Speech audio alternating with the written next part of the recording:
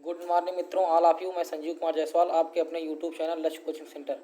मित्रों, आज हमारा केमिस्ट्री का अगला टॉपिक है तत्वों का गुणधर्म वर्गीकरण की आवर्तीता। सबसे पहला क्वेश्चन हमारा है तत्वों का वर्गीकरण, क्लासिफिकेशन ऑफ एलिमेंट्स।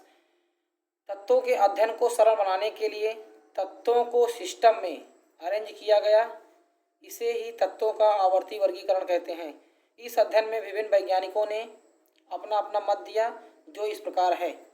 सर्वप्रथम वर्ष 1808 ईस्वी में डाल्टन नामक रसायनज्ञ ने सापेक्ष परमाणु भारों, जिन्हें आजकल परमाणु द्रव्यमानों के रूप में स्वीकार किया गया है, की एक सारणी प्रकाशित की थी। इस सारणी ने तत्वों के वर्गीकरण के लिए एक महत्वपूर्ण न्यू कार्य किया। तत्वों के वर्गीकरण की दिशा में प्राउड 1815, फिकोमा Döbereiner 1829, Dumas 1853, Newland 1864, Lothar Meyer 1869, Mendeleev 1869, Moseley 1913, बोरबरी 1921, bore 1921 और 1984 आदि वैज्ञानिकों ने योगदान दिया, जो इनका योगदान अत्यंत महत्वपूर्ण है। इन्हीं तत्वों के आवर्ती वर्गीकरण में विभिन्न वैज्ञानिकों ने अपना अपना मत दिया है, जो इस प्रकार है। सर्वप्रथम हमारा है प्राउड की परिकल्पना।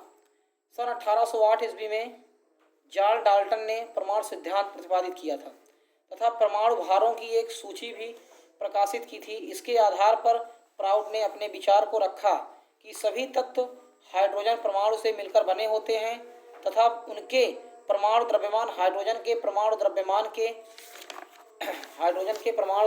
के सरल गुणक अतः वह परमाणु भार द्वारा एक दूसरे से संबंधित हैं। परंतु यह पाया गया कि कुछ तत्व के परमाणु द्रव्यमान पूर्णांक नहीं है, जिससे पता चला कि सभी तत्व हाइड्रोजन परमाणु से मिलकर नहीं बने होते हैं। अतः प्राउड की परिकल्पना अमान्य हो गई। अगला हमारा है डोबेराइनर का त्रिक नियम। डोबेराइनर का त्रिक नियम, ये डोबेराइनर एक जर्मन वैज्ञानिक थे। डोबेराइनर ने तत्वों को 3-3 के समूहों में रखा और इस समूह को त्रिक कहा गया। डोबेराइनर के अनुसार 3 तत्वों को बढ़ते क्रम में रखा गया। बीच वाले तत्व का परमाणु भार अन्य 2 तत्वों के परमाणु द्रव्यमान के लगभग औसत के बराबर होता है। जैसे डोबेराइनर, जो वैज्ञानिक डोबेराइनर थे, उनका कहना था कि किसी भी 3 तत्वों को क्रम से ले लीजिए और तीनों तत्वों में प्रथम तत्व और तृतीय तत्व को आपस में जोड़ा जाए और जोड़ने पर अगर यदि 2 से भाग दिया जाए तो वो दूसरे तत्व के बराबर आता है। जैसे लिथियम, सोडियम और पोटेशियम। लिथियम का परमाणु क्रमांक 7 होता है, सोडियम का परमाणु क्रमांक 23 होता है और पोटेशियम का 39 होता है। तो लिथियम और प्लस पोटेशियम को डिवाइड करेंगे तो और 2 से भाग देंगे तो 7 + 39 = 46 और 2 से जब डिवाइड करेंगे तो 23।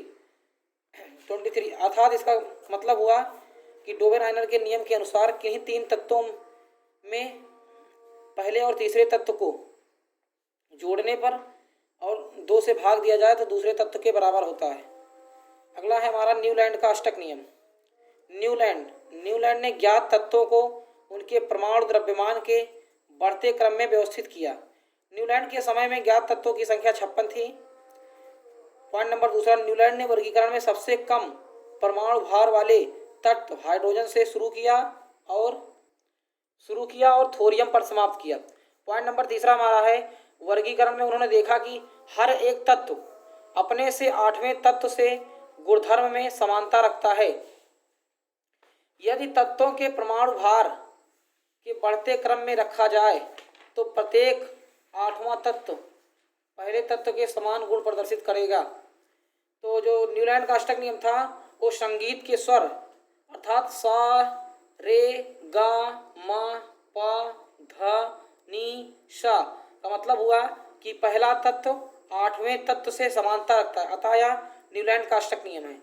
अब न्यूलैंड के अष्टक नियम में क्या कमी थी देखते हैं। न्यूलैंड का अष्टक नियम केवल कैल्शियम तक ही लागू था। इसके बाद यह नियम फेल हो गया।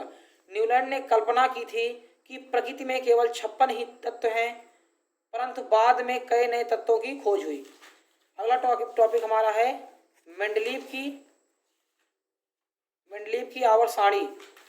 मेंडलीव एक रशियन वैज्ञानिक थे तत्वों के वर्गीकरण में मेंडलीव का प्रमुख योगदान रहा। पॉइंट नंबर 1, मेंडलीव ने हाइड्रोजन से शुरू कर तत्वों को उनके परमाणु द्रव्यमान के बढ़ते क्रम में व्यवस्थित किया। पॉइंट नंबर 2 हमारा है, मेंडलीव ने आवर्त सारणी को ग्रुप अर्थात वर्ग और पीरियड अर्थात आवर्त में बांटा।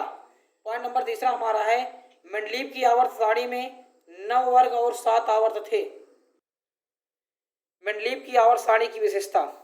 मेंडलीव की आवर्त सारणी की प्रमुख विशेषता निम्न है। पॉइंट नंबर 1, एक ही समूह के तत्व आपस में गुणों में समानता रखते हैं। पॉइंट नंबर 2 हमारा है, मेंडलीव की मूल आवर्त सारणी में 12 क्षैतिज पंक्तियां थी जिन्हें श्रेणियां कहते हैं।